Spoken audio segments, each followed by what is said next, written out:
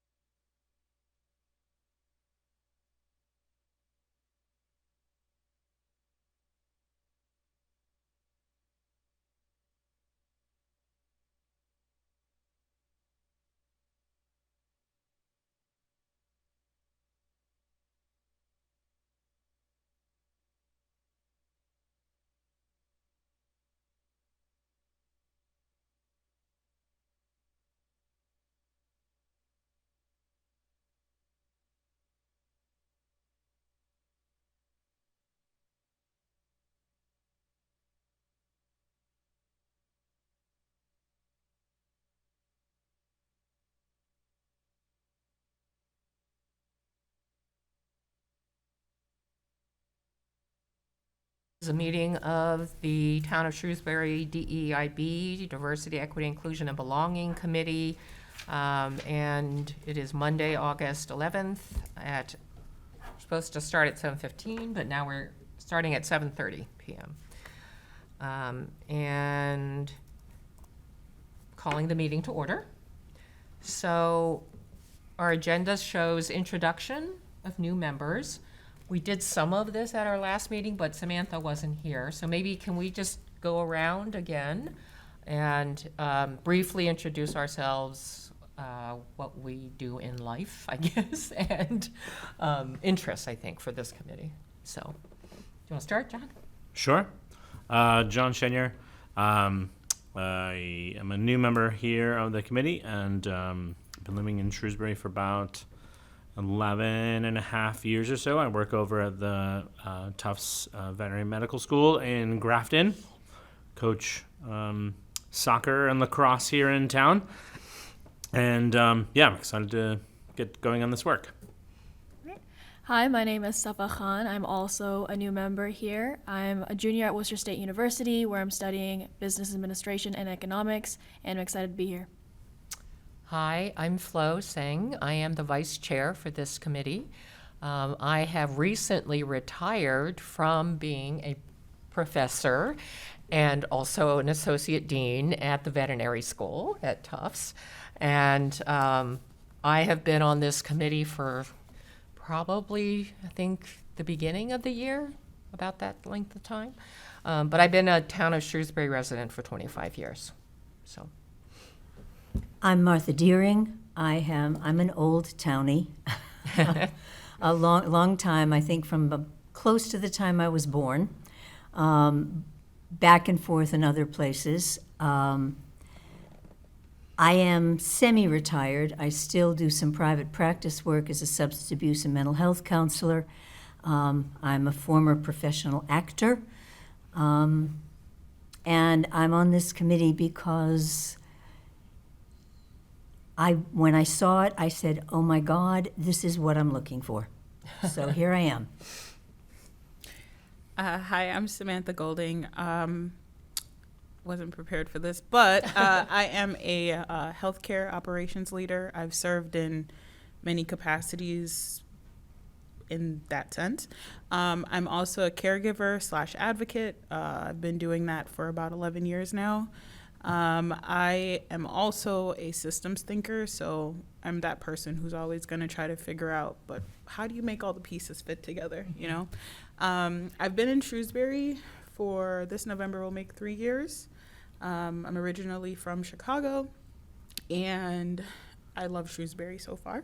And because I'm looking to pretty much create my own community and to, assimilate smoothly into the community, I felt that joining the committee was a great place to start. I would love to make Shrewsbury more accessible, more inclusive, as well as creating equity just all around. And so I'm a firm believer in finding opportunities to do that practically and constantly, if that makes sense.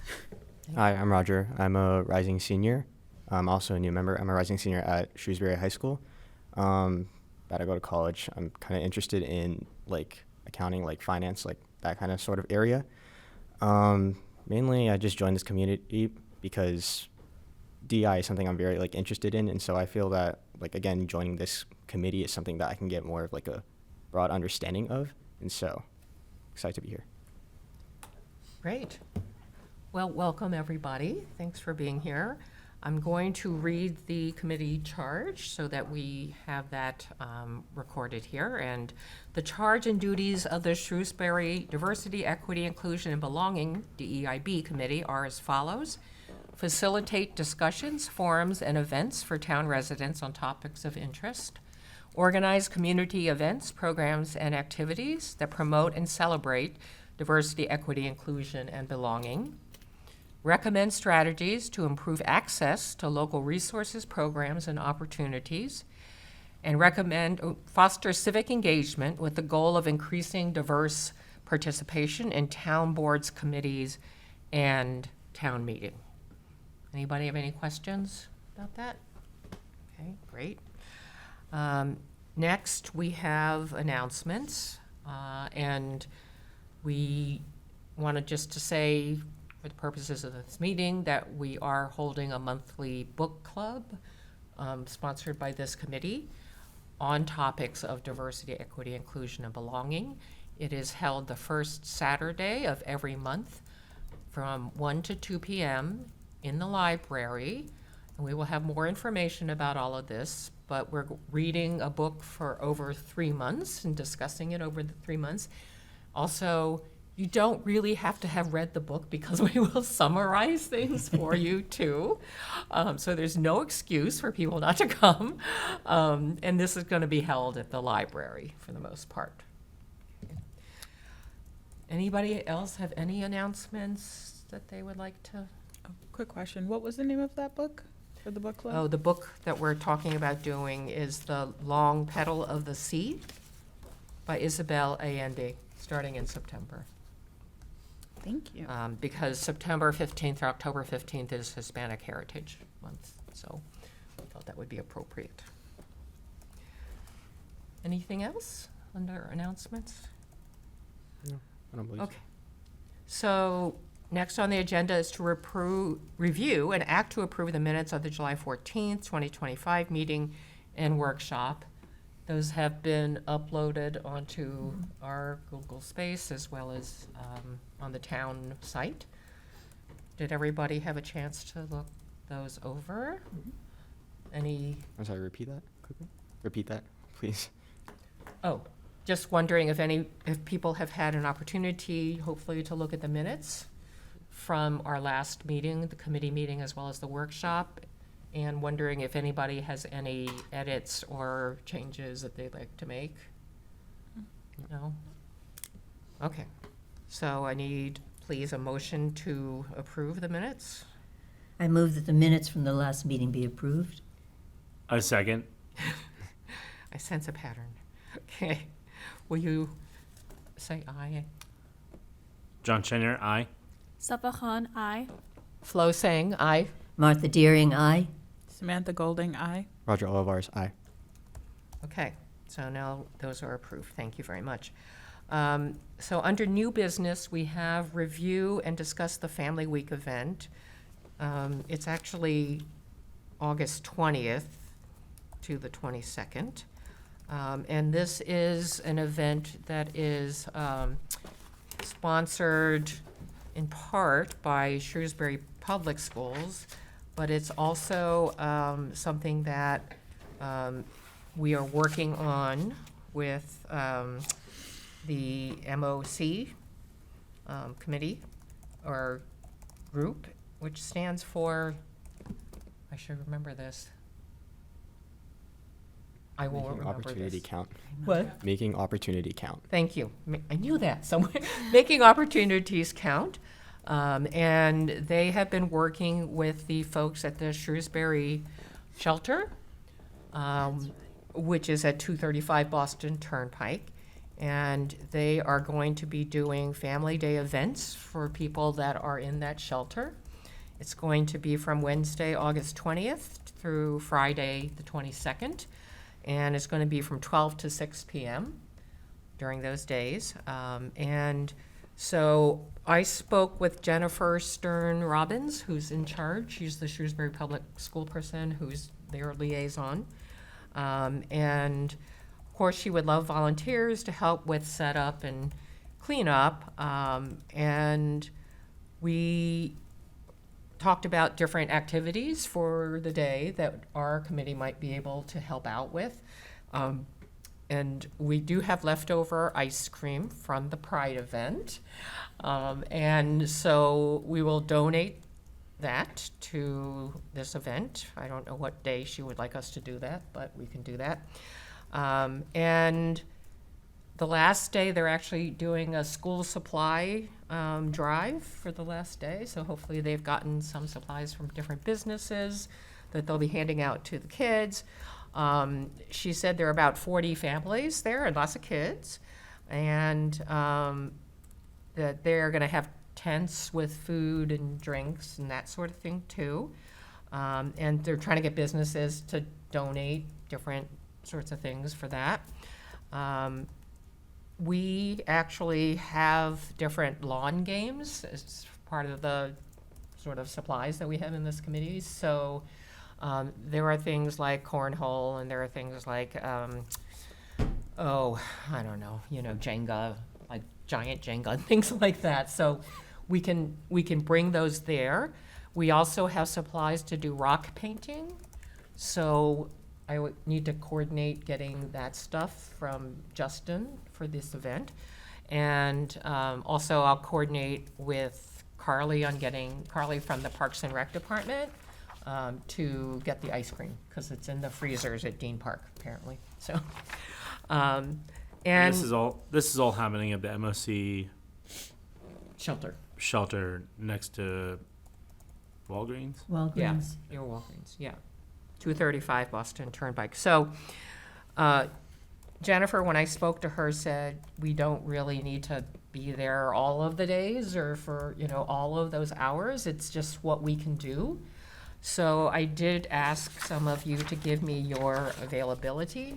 And we do have people that could be there, enough people for all 3 days.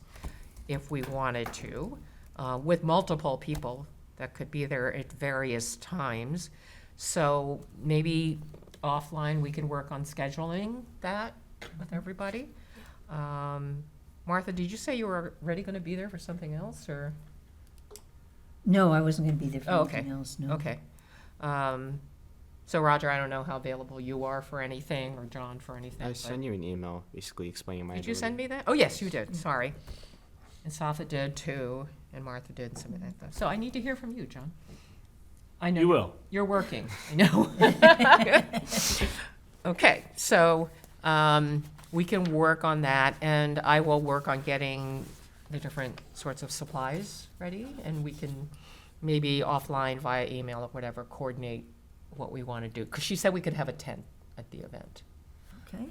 And I think it's really going to be valuable for us to connect with that community, certainly, and let them know about our committee and the work that we're doing. They are going to have a police presence there because it is a vulnerable community. And, you know, they're talking about doing more activities in the future, too, for that. But the kids are already enrolled in our public schools, and so they'll be, you know, picked up on the bus stop there. So everything is arranged for the kids there, which is great. Okay. Any questions about that event?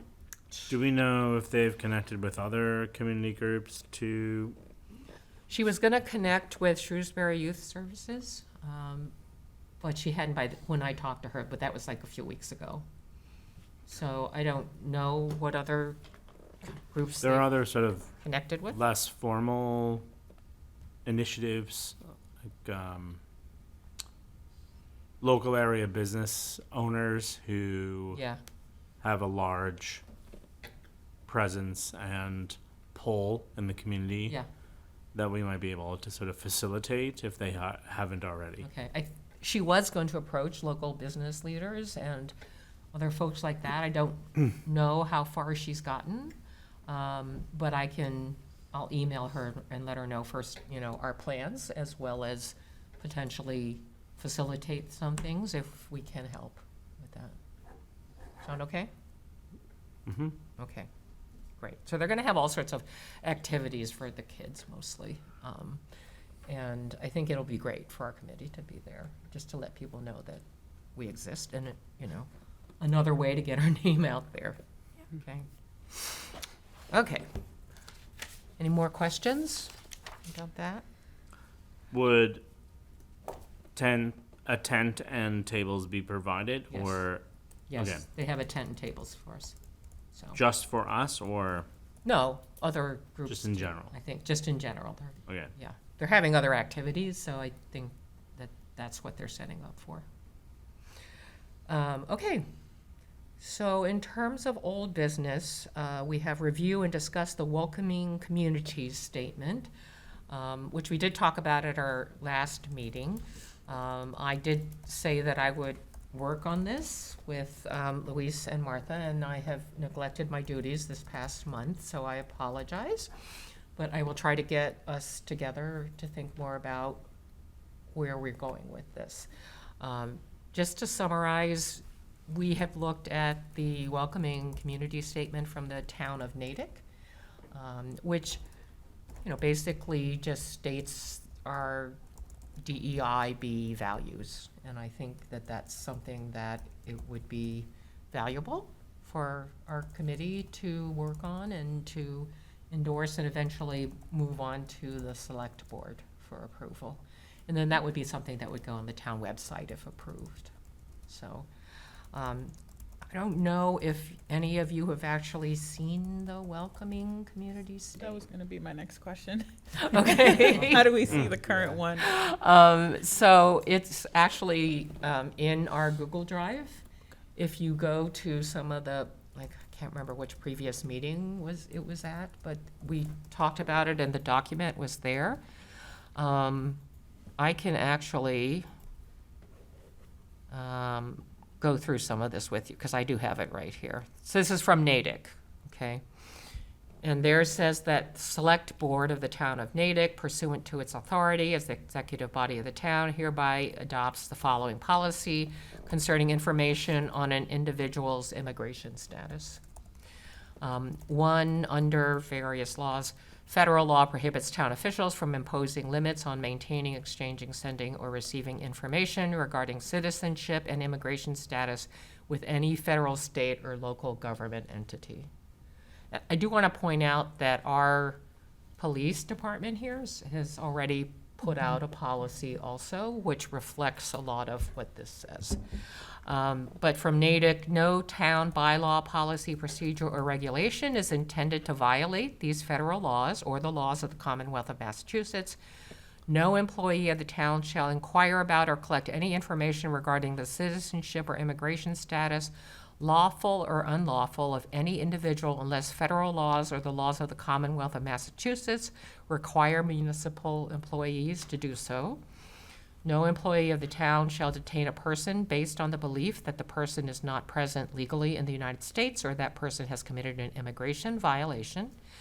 No employee of the town shall perform the functions of an immigration officer, nor shall the town use town funds, resources, facilities, property, equipment, or personnel to directly assist in the enforcement of federal civil immigration laws. Notwithstanding the prior sentence, nothing in this policy shall prevent an officer, employee, or department of the town from lawfully discharging duties in compliance with and in response to a lawfully issued judicial warrant, judicial subpoena, or judicial detainer. Violation of this policy may result in disciplinary action from the hiring authority up to and including termination. So that's Natick's, which we were looking at and reviewing, and then we need to see what all of us feel we should put into our welcoming communities policy. Does that make sense? In any case, just so you have an idea of what that is, I think it's an important step for us to take. And I wish we had moved faster on this, but hopefully we will. I will work to get everybody together. Okay, so the next, any questions, sorry, about all that? Okay. The next item on our agenda is set next month's meeting agenda on September 8th, 2025. And it will follow basically the order of things that we have done here. Call to order, introductions, read the charge, any announcements, approve the minutes, and then any new business that we want to bring up. So we'll need to think about what those would be over the next month, and any old business that we want to talk about, including the welcoming community statement, as well as some of the different things that we've discussed already today. Okay, so then the last thing we have, well, other than adjourning, is to review and act on the following correspondence. And this was an email dated July 16th from Holly Lucht, Lucht, who is the director of the Council on Aging. And she requested a meeting with Luis and I, just about potentially like a multicultural collaboration with the senior center.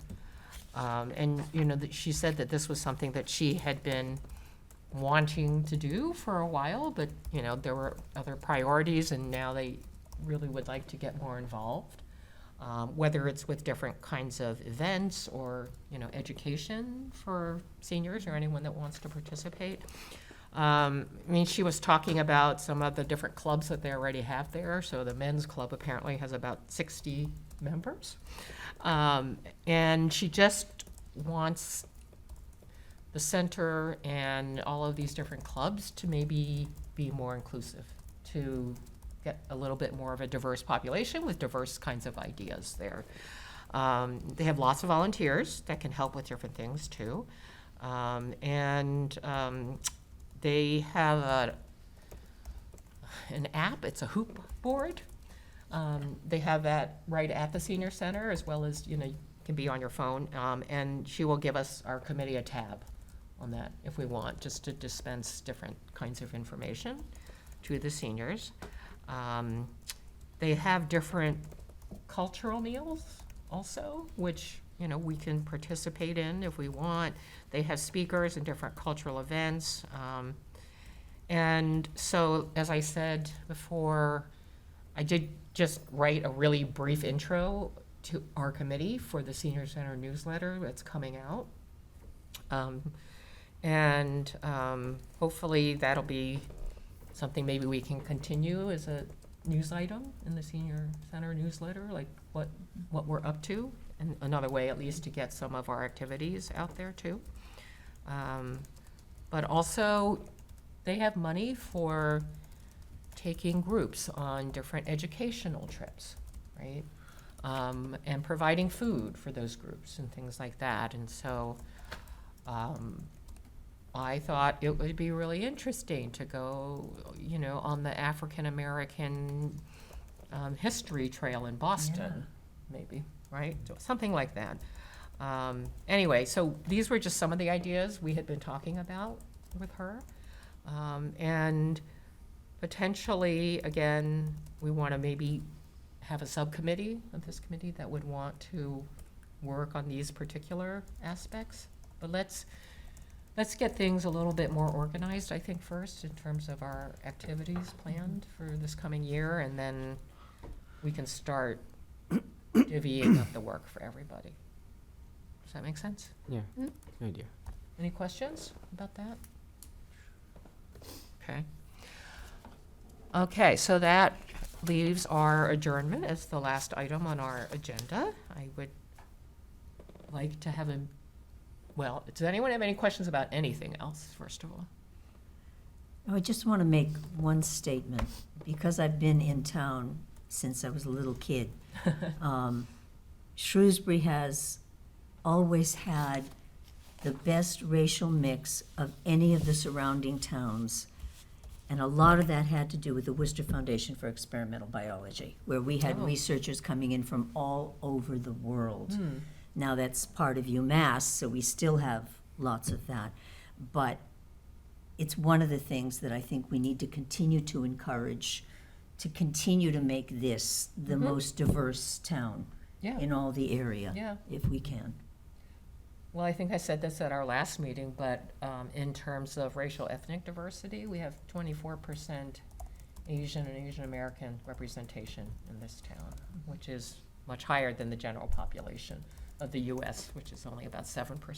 So, yeah, and we do have that tradition, and this is what I hope this committee will be encouraging and participating in any efforts towards that.